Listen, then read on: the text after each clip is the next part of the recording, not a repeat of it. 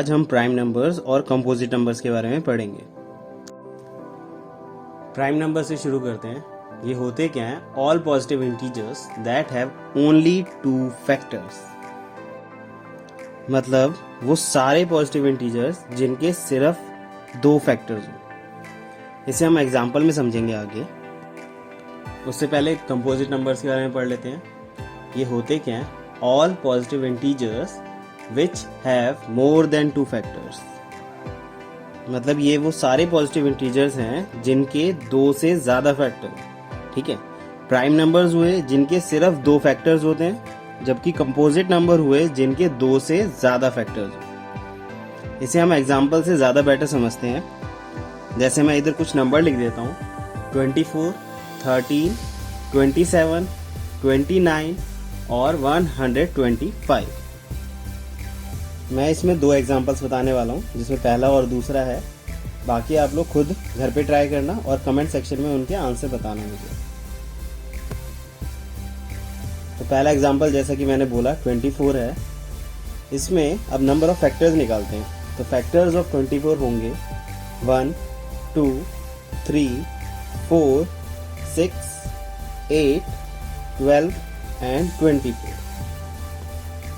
अब ये फैक्टर्स का मतलब क्या हुआ? फैक्टर वो नंबर होते हैं जिनके टेबल में 24 आता है। अब जैसे 1 के टेबल पे 1 24 जा 24 होगा। इसी तरह से 2 के टेबल में होगा 2 × 12 यानी 2 12 जा 24। इसी तरह से 3 के टेबल में होगा 3 8 जा 24। इसी तरह से 4 के टेबल में होगा 4 6 जा 24।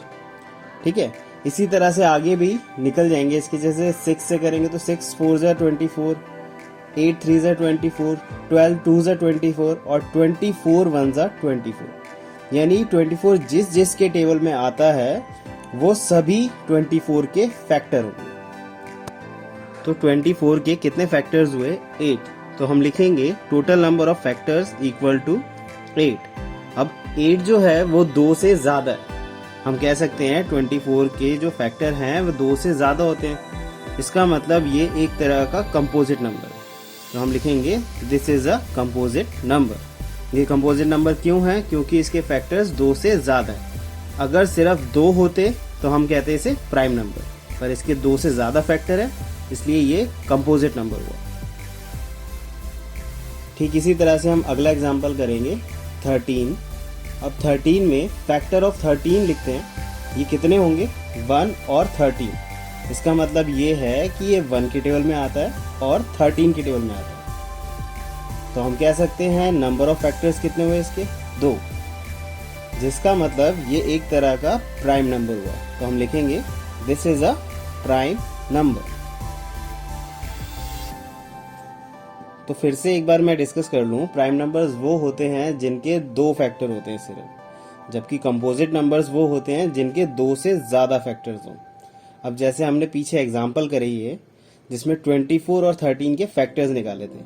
24 के 8 फैक्टर्स निकले थे, इसलिए हमने उसे कंपोजिट नंबर कहा। 13 के 2 फैक्टर्स निकले थे, इसीलिए हमने उसे प्राइम नंबर कहा।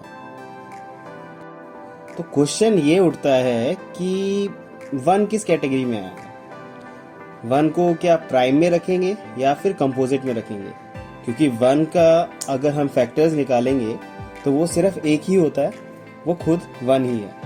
यानी 1 के फैक्टर इसके अलावा और नहीं निकलेंगे। यानी 1 जो है किसी और टेबल में नहीं आता, ये सिर्फ अपने टेबल में ही आता है।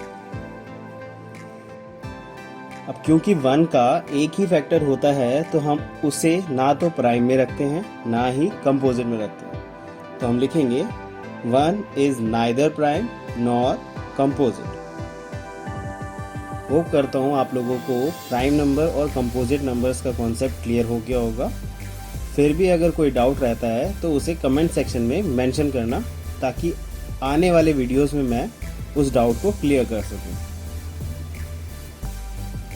अब अगले लेक्चर में हम कोप्राइम नंबर्स के बारे में पढ़ेंगे।